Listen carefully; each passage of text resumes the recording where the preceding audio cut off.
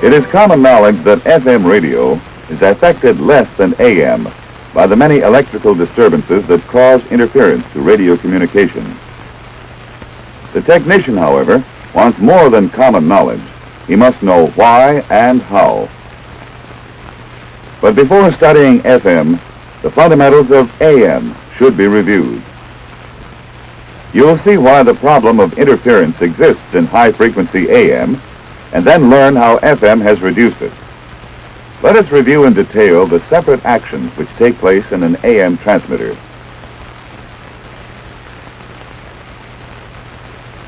The information or intelligence to be transmitted starts as sound waves which travel through air. The microphone picks up these waves and transforms them into electrical energy. Now the intelligence travels into the transmitter, taking the form of audio frequency voltages. Audio frequencies in military equipment generally fall within a range of from 300 to 3,000 cycles per second. However, it is not practical to transmit these audio frequencies directly. An oscillator provides a much higher frequency.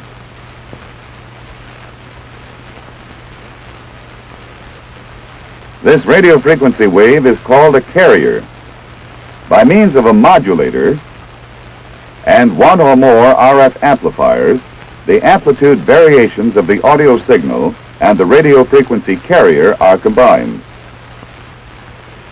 Now the intelligence takes the form of amplitude variations in the carrier. The amplitude modulated RF carrier is fed to the antenna, from which it is radiated through space to the receiving antenna. Once the signal has left the antenna, however, it can be affected by many disturbances. For example, one such disturbance can be lightning.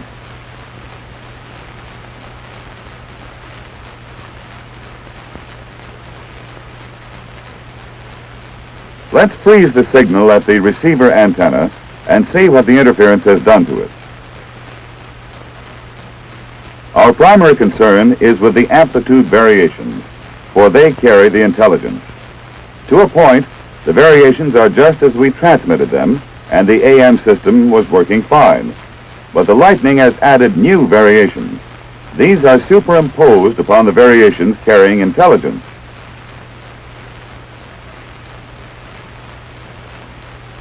There are many man-made devices and natural elements or occurrences that can affect the amplitude of the RF carrier. Each one adds more hash, more static, more interference.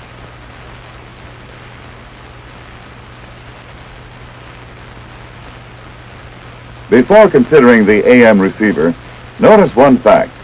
The electrical disturbances alter the amplitude of the RF. But they have no effect upon its frequency. An important point to remember is that the distance between each wave is identical. The receiving antenna will pick up both the composite RF waves from the transmitting antenna and the random noises generated by the lightning. These two will combine and distort the amplitude of our desired signal, but the frequency we transmit is unaltered, unaffected by disturbances. Now, a partial review of what happens in the AM receiver. The amplitude-modulated RF carrier is picked up by the receiver's antenna. The receiver extracts the intelligence carried by the RF, transforms it back to an audio signal, amplifies it, and feeds it to the speaker. It emerges from the speaker as sound waves, which can be heard and understood by the human ear, unless the intelligence is smothered by interference. To see how interference gets through to the speaker, one of the receiver components, the detector or demodulator, must be examined. The detector receives the RF and transforms its amplitude variations into corresponding audio voltage variations. The detector does its job well, but blindly. It cannot think or interpret.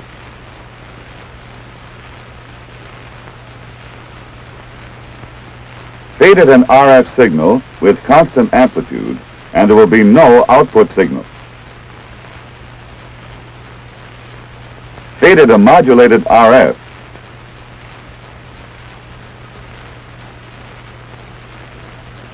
and it will provide an audio signal which mirrors the amplitude variations of that RF. Feed it an RF signal that has been hashed up by interference, and the audio signal will contain an accurate reproduction of that same interference. The audio signal mirrors the interfered RF signal fed into the detector. There you have a major disadvantage of AM radio. It is unable to separate the intelligence from the hash and static that appear when conditions are unfavorable. The FM radio is not a miracle. It was, in fact, a logical development, a natural step forward in electronic evolution. Now, some of the facts about the evenly spaced, unmodulated RF carrier observed in our review of AM can be utilized. Interference does not affect the frequency of the RF carrier wave. Therefore, when intelligence causes the frequency of the carrier to change, the problem of hash and static is automatically eliminated. In frequency modulation, the frequency of the carrier is modulated, as evidenced by the uneven spacing of the waves, rather than the amplitude. An unmodulated carrier would be the same for FM as it is for AM. It has constant frequency and constant amplitude in its unmodulated condition. The carrier frequency, which is determined by the oscillator, is called the rest frequency. So long as there is no audio signal, the carrier is unaffected. But see what happens when an audio signal is applied, starting with the negative half cycle. For this illustration, the negative half cycle causes the carrier to drop below its rest frequency, as evidenced by the wider spaced waves. When the positive half cycle of the audio signal is added, it causes the carrier to rise above its rest frequency, as evidenced by the narrow space waves. This is an audio signal of one complete cycle, with a corresponding frequency modulated RF wave underneath it. A variation of the amplitude in the audio signal is accurately reflected by a frequency variation or modulation in the RF carrier. The negative half cycle of the audio made the carrier drop below rest frequency, and the positive half cycle of the audio made the carrier rise above rest frequency. The carrier's ability to reflect the amplitude of the audio signal can be easily visualized. But how will it record changes in the frequency of the audio signal? This question can be answered by changing the frequency of the audio signal and observing the results in the carrier. If the frequency of the audio signal is doubled, then in the same period of time, there will be two complete cycles instead of one. Note that the amplitude of the two-cycle audio signal is the same as the amplitude of the single-cycle audio signal. Now let's see what this has done to the carrier. As before, the carrier responded to the amplitude of the negative half cycle by dropping below rest frequency. And the carrier responded to the amplitude of the positive half cycles by rising above rest frequency. Thus, the carrier has moved above rest frequency twice as often in the same interval of time. And the carrier has moved below rest frequency twice as often in the same period of time in response to the doubling of the audio signal frequency. But since the amplitude of the audio signal was not changed, the distance above and below rest frequency traveled by the carrier has remained constant. The relationship of the audio signal and its carrier can be observed even more clearly by studying a typical military FM channel.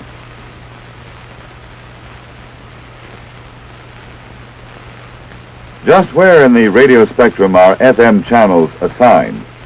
The nature of FM normally requires a greater band width than with AM. Therefore, FM communication channels are normally assigned above the medium frequency band. A typical FM channel, 40 megacycles, would be located here.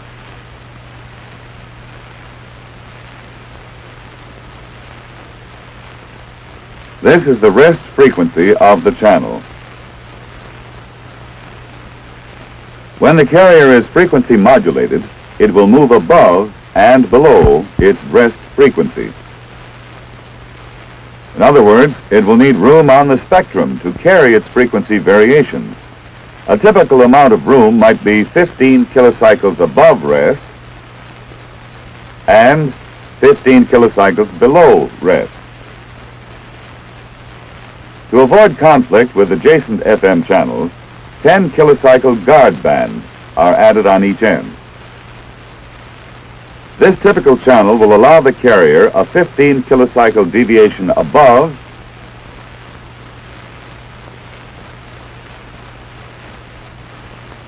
and below its rest frequency.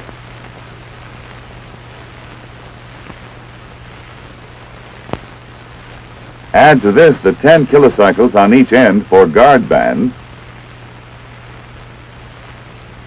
and the total band width is 50 kilocycles.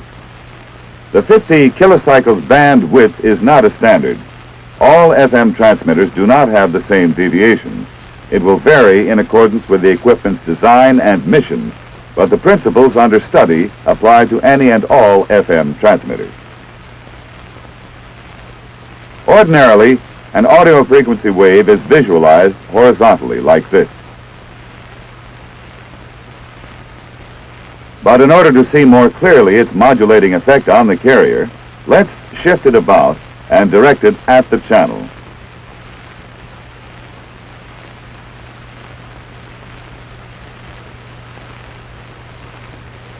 Notice that the amount of deviation above and below rest frequency is determined by the amplitude of the modulating signal. If we raise or lower the frequency of the modulating signal, we increase or decrease only the speed at which the carrier moves above and below its rest frequency. We do not change the extent of its deviations. Only by changing the amplitude of the modulating signal do we change, decrease, or increase the extent of deviation above and below rest. FM circuitry is designed so that maximum amplitude of the modulating signal will cause the carrier to deviate to the maximum frequency range assigned to it. Note that this does not include the guard band, or in other words, the carrier will swing as far above and below its rest frequency as it can go.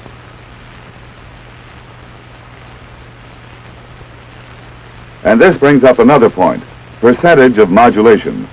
In FM, 100% modulation is achieved when the carrier reaches full deviation.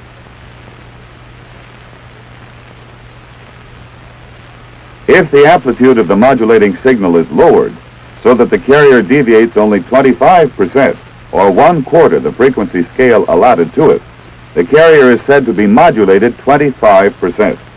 Percentage of modulations in FM, therefore, refers to the amount of carrier deviation in relation to the total frequency range, or range of deviation allotted to the particular FM channel. Here you see visualized a voice comprised of different frequencies and amplitudes. In actuality, of course, the actions we are looking at occur in time intervals as small as many millionths of a second. We have slowed them down considerably, and we are not viewing them in their exact ratios, but the principles you see demonstrated here are correct.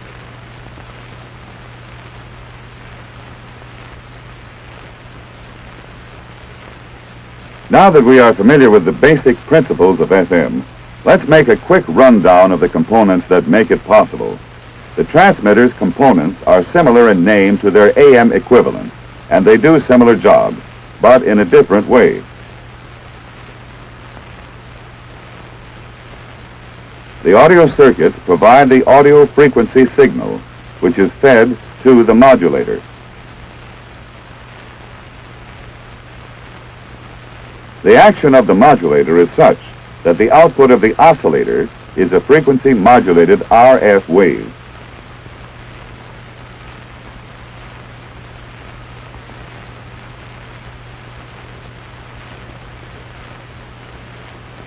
The components of the FM receiver are a bit more complex, for they have an additional factor to contend with. The incoming carrier contains intelligence in the form of frequency variations. But it also contains amplitude distortions, hash and static. These we do not want. Since these distortions are located along the amplitude peaks of the carrier, we can eliminate them by eliminating the peaks. This is accomplished by a circuit that clips the peaks by limiting the amount of current flow induced by the positive and negative alternations of the carrier. This stage is called a limiter.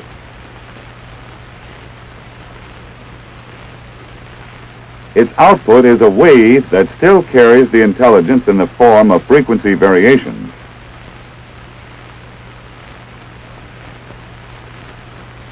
But it no longer includes the extremes of amplitude that carried any interference picked up during transmission. The next step is to extract the intelligence, to change the frequency variations back into audio frequency voltage variations, which we can then amplify and feed to a speaker.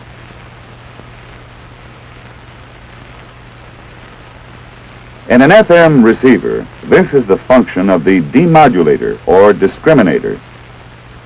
You might say that the discriminator in FM is the rough equivalent of the detector in an AM receiver.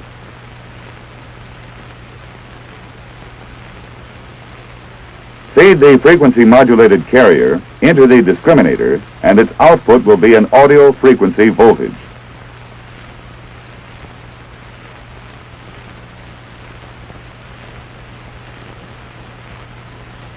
Feed it an RF signal with constant frequency, and there will be no output signal. All FM discriminators do the same job, but not all do it the same way. For a briefing in the fundamentals of the discriminator, let's take a simplified look at how this typical discriminator does its job. We are primarily concerned with two things, the wave and the discriminator. In place of the wave, this vertical line will represent the range of input frequencies to the discriminator. This horizontal line represents the frequency range of the carrier. It also will represent rest frequencies. This line will represent the maximum deviation above rest frequency. And this line will represent the maximum deviation below rest frequency. On this scale, we will see the frequency of the carrier as it arrives at the discriminator. Now we'll add another scale. This one will measure the voltages of the audio frequency signal coming from the discriminator's output. We'll add 3 dotted lines. One will represent 0 voltage. A second line will represent peak positive voltage, and a third will represent peak negative voltage.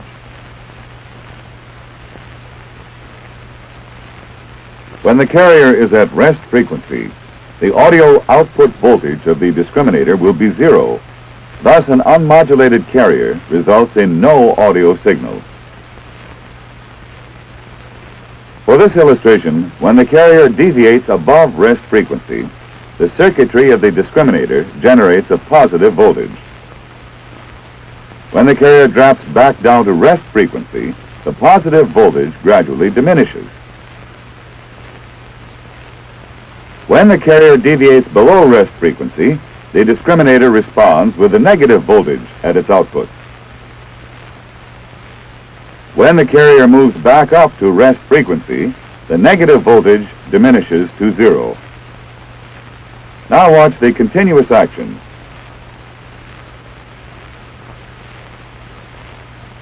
Note that the amplitude of the audio signal is an accurate reflection of the amount of the carrier's deviation above and below rest frequency.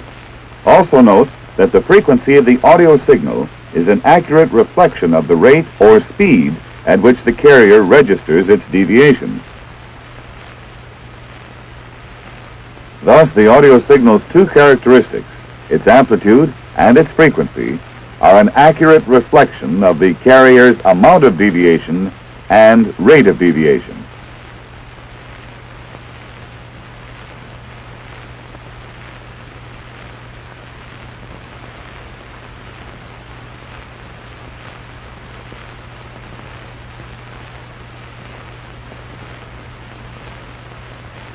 In this way, we have transformed an RF carrier's frequency variations back into an audio frequency signal.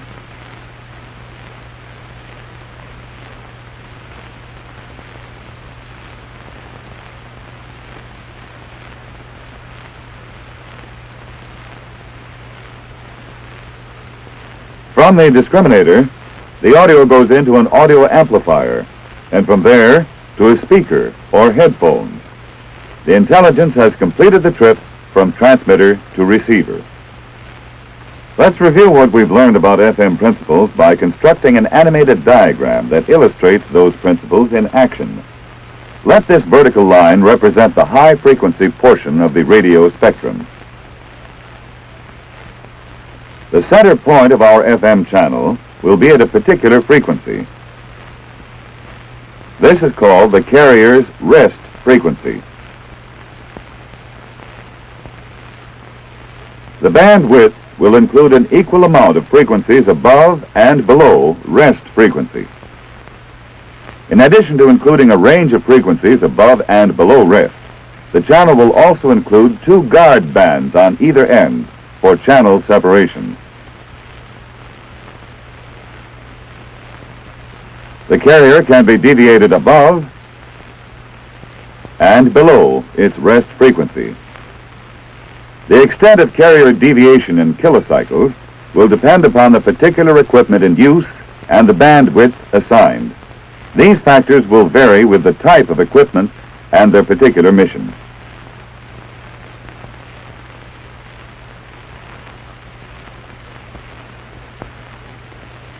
Percentage of modulation is rated on a simple basis. The percentage of modulation is simply the amount of deviation in relation to the total. For example, the carrier might be modulated 25%, 50%, or 100%. 100% modulation occurs when the carrier deviates to the maximum frequencies above and below rest. The transmitter audio signal shown here modulates the carrier frequency. The audio signal causes the frequency to go above and below rest. This same FM signal arrives at the receiver as its peaks clipped by the limiter and its frequency variations changed to an audio frequency signal, as shown by the receiver audio signal. Note that the receiver audio is an exact replica of the transmitter audio signal, free of interference.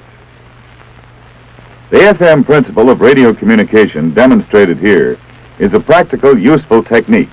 It has made FM radio equipment an important part of the Army's overall communication picture. Due to the frequency at which it is normally operated, FM transmission is primarily utilized for short-range, line-of-sight communications. This is just one reason that FM should not be thought of as a miraculous device that will obsolete all other types of communications equipment. FM and AM will both be around for some time to come, for each still has important work to do. The FM radio has limitations as well as capabilities, but for short-range communications in the air and on the ground, for a radio link that can guarantee clarity even when conditions are unfavorable, the FM radio is invaluable.